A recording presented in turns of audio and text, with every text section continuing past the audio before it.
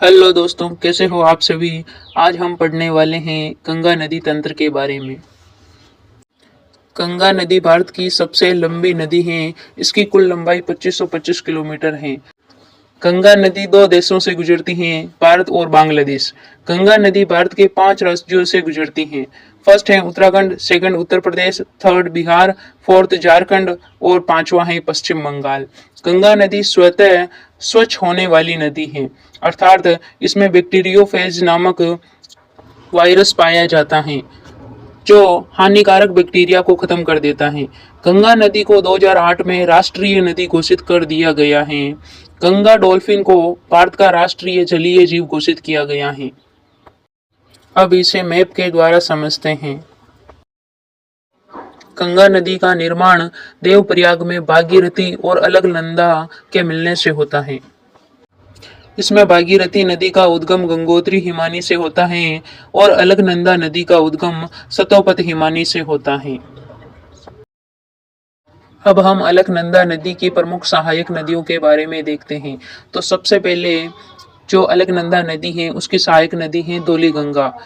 धौली गंगा विष्णुप्रयाग नामक स्थान पर अलकनंदा नदी में मिल जाती है और दूसरी सहायक नदी है नंदाकिनी जो नंदप्रयाग में अलकनंदा नदी में मिल जाती है और तीसरी है पिंडार नदी जो कर्णप्रयाग नामक स्थान पर अलकनंदा में मिल जाती है और चौथी नदी है मंदाकिनी जो केदारनाथ से निकलती है और रुद्रप्रयाग नामक स्थान पर अलकनंदा नदी में मिल जाती हैं। इन सभी को आप बॉक्स में देख सकते हैं। जैसे देवप्रयाग नामक स्थान पर अलकनंदा और भागीरथी का संगम स्थल है और विष्णुप्रयाग में अलकनंदा और धौली गंगा नदी का संगम स्थल है। नंदप्रयाग अलकनंदा और नंदाकिनी नदियों का संगम है। कर्णप्रयाग अलकनंदा व पिंडार नदी का संगम स्थल है। इसी प्रकार रुद्रप्रयाग अलकनंदा और मंदाकिनी का संगम स्थल है। अब हम गंगा नदी के बारे में विस्तृत जानकारी मैप के माध्यम से समझते हैं।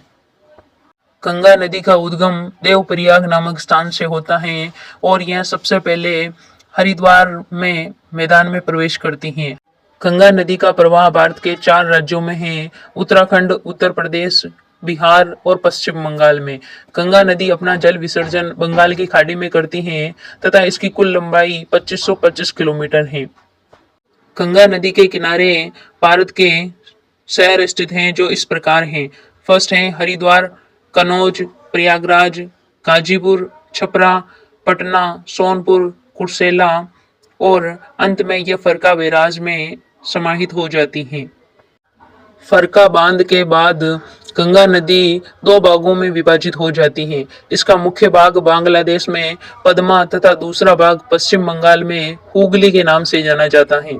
भारत का सबसे ऊंचा बांध टिहरी बांध है। भारत की सबसे लंबी नदी गंगा नदी है। अब गंगा नदी के बारे में 1-2 पॉइंट और देखते हैं। जैसे गंगा नदी को 2008 में राष्ट्रीय नदी घोषित किया गया था। उत्तराखंड हाईकोर्ट द्वारा 2017 में इसे जीवित नदी का दर्जा दिया गया था। गंगा डॉल्फिन को 2009 में राष्ट्रीय जलीय जीव घोषित किया गया। बिहार के भागलपुर जिले में एशिया का पहला डॉल्फिन अभ्यारण्य घोषित किया गया। भागीरथी और भिलांगना नदियों की घाटी भारत में सबसे गहरी नदी घाटी है। हुगली नदी को विश्वासघाती नदी कहा जाता है। नमामि गंगे प्रोजेक्ट 2014 में चलाया गया जो गंगा नदी से संबंधित है और गंगा एक्शन प्लान 1984 से 85 में चलाया गया था। अब गंगा नदी की बाएं तट की नदियां देखते हैं। तो सबसे पहले है रामगंगा, सेकंड है गोमती, थर्ड है काली जिसे शारदा, सरयू और चाइक नदी के नाम से भी जाना जाता है। चौथी है घाघरा नदी जिसे कर्णाली नदी के नाम से जाना जाता है। पांचवी गंडक नदी है और छठी कोसी नदी, सातवीं नदी महानंदा नदी है और गंगा के दाएं तट की सहायक नदियां हैं यमुना, सोन और दामोदर नदी। अब गंगा की दाएं तट की सहायक नदियों के बारे में देखते हैं जिसमें फर्स्ट नदी है यमुना नदी। यमुना नदी का उद्गम यमुनोत्री ग्लेशियर उत्तराखंड में होता है और इसका प्रवाह उत्तराखंड, हिमाचल प्रदेश, हरियाणा, दिल्ली और उत्तर प्रदेश में है। यमुना नदी अपना जल विसर्जन गंगा नदी में प्रयागराज के निकट करती है और यमुना नदी के किनारे स्थित शहर हैं दिल्ली, मथुरा, आगरा। यमुना नदी गंगा की सबसे बड़ी सहायक नदी है। गंगा की सबसे पश्चिमी सहायक नदी यमुना है। यह भारत की गंगा, गोदावरी और कृष्णा नदियों के बाद चौथी सबसे लंबी नदी है। यमुना नदी भारत की सबसे प्रदूषित नदी है। इस नदी पर हरियाणा में हथिनी कुंड बैराज बनाया गया है, जिससे पश्चिमी यमुना नहर और पूर्वी यमुना नहर निकाली गई है। यमुना नदी की 3 प्रमुख सहायक नदियां हैं, चंबल, बेतवा और केन। इसे आप ट्रिक के माध्यम से याद कर सकते हो, केबीसी। के यानी केन, बी यानी बेतवा, सी यानी चंबल। चंबल नदी इंदौर मध्य प्रदेश से निकलती है और बेतवा नदी विंध्याचल पर्वत मध्य प्रदेश से निकलती है। वहीं केन नदी कैमूर पहाड़ी मध्य प्रदेश से निकलती है। गंगा की दूसरी सहायक नदी है सोन नदी, जिसका उद्गम अमरकंटक पहाड़ी मध्य प्रदेश से होता है और यह अपना जल मध्य प्रदेश, छत्तीसगढ़, उत्तर प्रदेश होते हुए बिहार में विसर्जित करती है। यह अपना जल विसर्जन पटना के निकट करती है तथा इस नदी पर मध्य प्रदेश में बाण सागर और उत्तर प्रदेश में रिहंद बांध बनाया गया है। रिहंद बांध के पीछे गोविंद वल्लभ पंत सागर झील स्थित है। सोन प्रायद्वीपीय भारत से निकलकर दक्षिण से उत्तर की ओर बहती हुई सीधी गंगा में मिलने वाली एकमात्र नदी है। ये गंगा की दूसरी सबसे बड़ी सहायक नदी है। तीसरी सहायक नदी दामोदर नदी है, जिसका उद्गम छोटा नागपुर पठार झारखंड से होता है और इसका प्रवाह 2 राज्यों में है, झारखंड और पश्चिम बंगाल। ये अपना जल विसर्जन हुगली नदी में करती है और इसे पश्चिम बंगाल का शोक भी कहते हैं। इस नदी को जैविक मरुस्थल की संज्ञा दी गई है। इस नदी से एडन नहर निकाली गई है। अब हम गंगा की बाएं तट की सहायक नदियों के बारे में विस्तार से देखते हैं, जिसमें सबसे पहले आती है रामगंगा, जो कि गढ़वाल उत्तराखंड से निकलती है और इसका प्रवाह 2 राज्यों में है, उत्तराखंड और उत्तर प्रदेश। ये अपना जल विसर्जन गंगा नदी में कनौज के निकट करती है। ये गंगा के बाएं तट पर स्थित पश्चिमी सहायक नदी है। यह जिम कार्बेट राष्ट्रीय उद्यान से होकर प्रभावित होती है। सेकंड नदी आती है गोमती नदी। इसका उद्गम पुलहर झील, कोमुकताल झील उत्तर प्रदेश से होता है। यह केवल उत्तर प्रदेश में प्रवाहित होती है तथा अपना जल विसर्जन गंगा नदी में विसर्जित करती है। इसके किनारे 2 प्रमुख शहर स्थित हैं, लखनऊ और जौनपुर। गंगा के बाएं तट की एकमात्र सहायक नदी जिसका उद्गम मैदान से होता है। तीसरी सहायक नदी है काली नदी, जिसे शारदा, सरयू और चाइक नदी के नाम से भी जाना जाता है। इसका उद्गम मिलाल ग्लेशियर उत्तराखंड से होता है तथा इसका प्रवाह उत्तराखंड और उत्तर प्रदेश में है। ये अपना जल विसर्जन घाघरा नदी में बहराइच के निकट करती है तथा इसके किनारे अयोध्या नामक शहर स्थित है। यह नदी उत्तराखंड में भारत और नेपाल की सीमा पर प्रवाहित होती है। गंगा के बाएं तट की चौथी सहायक नदी है घाघरा, जिसे कर्णाली नदी के नाम से भी जाना जाता है।